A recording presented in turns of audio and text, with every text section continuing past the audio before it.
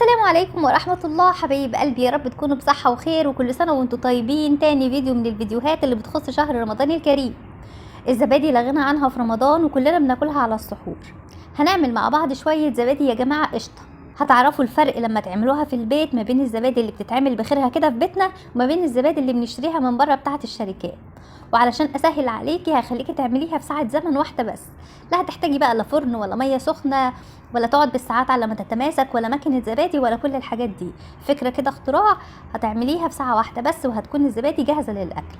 حبايب قلبي سموا الله وصلوا على الرسول ويلا نبدأ في الزبادي بتاعتنا على طول. بسم الله هنبدأ الفيديو بتاعنا. وهنا معايا كيلو من الحليب غليته وسبته لما برد شوية. نركز مع بعض يا جماعة علشان درجة حرارة الحليب لازم تكون مناسبة لعمل الزبادي. لو برد قوي مش هتنجح ولو سخن قوي مش هتنجح. طب اعرف ازاي يا دنيا؟ انا ما عنديش ترمومتر وما عنديش درجة حرارة. هنعمل ايه؟ هتحطي صبعك كده في الحليب وتعدي من 1 ل7 بالراحة. لو صبعك استحملها وعديتي السبعة يعني كان بارد على ايدك واستحملتيها كده الحليب يبقى بارد ومش هينفع.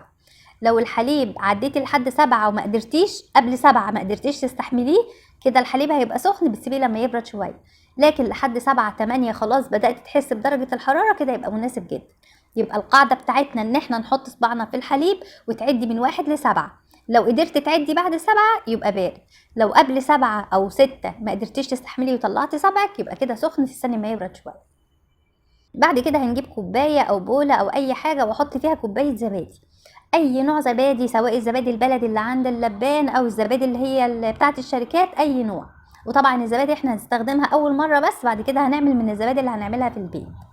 بعد ما انزل كوبايه الزبادي كلها كده ابدا بقى الم كل الوش اللي عمله الحليب كده من على الوش كده بتاعه. بيعمل طبعا اي حليب بنغليه ونسيبه شويه بيعمل كده طبقه من القشطه، بنلمها كلها كده ونحطها على كوبايه الزبادي ونحط معاها كده كبشتين كمان. والخطوه اللي هعملها دي خطوه يا جماعه اختياريه، مش لازم خالص ان انتوا تعملوها. ان احنا نحط معلقه من الحليب البودر. انا بحطها بس علشان تعزز الطعم اكتر وتخليه اجمل واجمل، لكن مش قاعده خالص في نجاح الزبادي بتاعتنا، ولو عايزه تستغني عنها استغني. بعد كده بالمضرب كده السلك العادي بنضربها او بالهاند بلندر او في الخلاط في اي حاجه، المهم ان احنا نعمل الحاجه اللي معانا دي كويس. تمام كده خلاص. بعد ما دوبتهم في بعض كويس بنزلهم على الحليب ونبدأ نقلب كده في اتجاه واحد لحد ما ندوب الزبادي والحليب اللي عملناهم في قلب الحليب اللي معايا. يعني بفضل اقلبهم كده دقيقتين مش اكتر. وبعد كده نبدأ بقى نحطها في الكوبايات. طبعا علشان اسهل على نفسي ان انا افضيها في الكوبايات او في البولات اللي انا هعمل فيها الزبادي، بحطها كده في اي حاجة لها بوزة وببدأ اصب بيها علشان تساعدني ان انا اصبها بسهولة. انا هنا هعملها طبعا في الاطباق ديت، انت ممكن تعمليها في كوبايات، ممكن تعمليها في طواجن فخار، في اي حاجة موجودة عندك ممكن تشتغلي بيها عادي. كده تمام. بعد ما خلصت الكمية كلها وطبعا زي ما انتم شايفين حطيتها في كوبايات وفي بولات وفي كل حاجة. تعالوا بقى ما اقول لكم على الطريقه اللي هتخلي الزبادي بتاعتكم تتعمل في ساعه واحده بس من غير بقى لا ميه سخنه ولا فرن ولا اي حاجه خالص. الميكروويف يا جماعه، اللي عنده مايكروويف بيرص الزبادي كده بالشكل اللي انتوا شايفينه ده. ولو انت عندك كميه اكبر ممكن تحطي طبق تاني او اي حاجه بتدخل مايكروويف وترصي فوقها طبقه تانية كمان. طيب انا كده حطيت الزبادي في الميكروويف، هنسويها ازاي فيه او هنخليها تتخمر ازاي فيه؟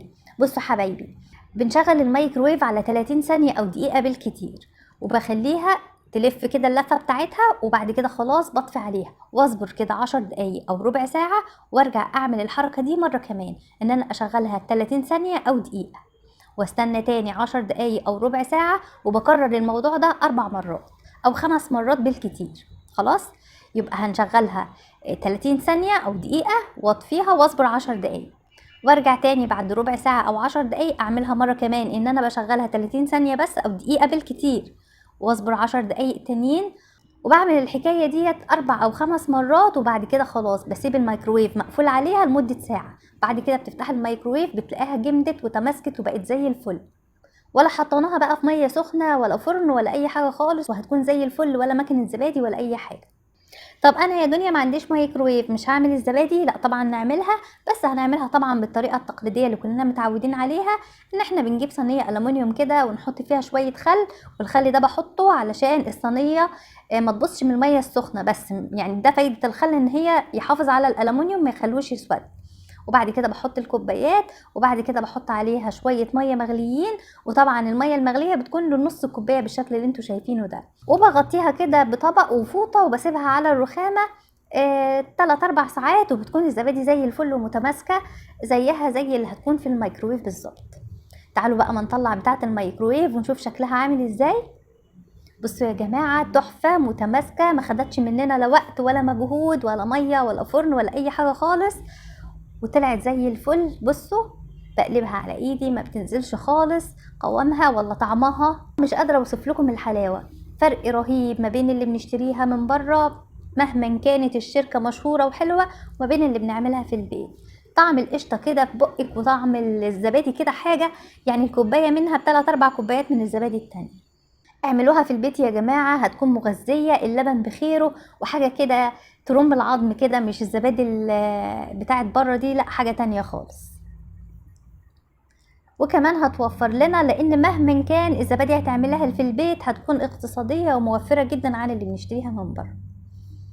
ودي الزبادي اللي انا عملتها في الصينية برضو متماسكة وزي الفل اهي، اللي عنده مايكروويف يستسهل ويعملها فيها، هتكون اسهل بكتير وموفرة للوقت، واللي ما عندوش ربنا يوسع على الكل يا رب ويجيب. وتعملوها في الصينية وتحطوها، بس ملحوظة لو احنا الجو برد يا جماعة وسقعة وشتا كده، بنحط الزبادي بالصينية في الفرن، يعني بنسخن الفرن 10 دقايق ونطفيه ونحطها في الفرن ونسيبها، وهتكون زي الفل. الفيديو خلاص بتاعنا خلص، عايزاكم تجربوها وتقولوا لي ايه رأيكم فيها، واشوفكم يا رب على خير الفيديو الجاي، والسلام عليكم ورحمة الله وبركاته.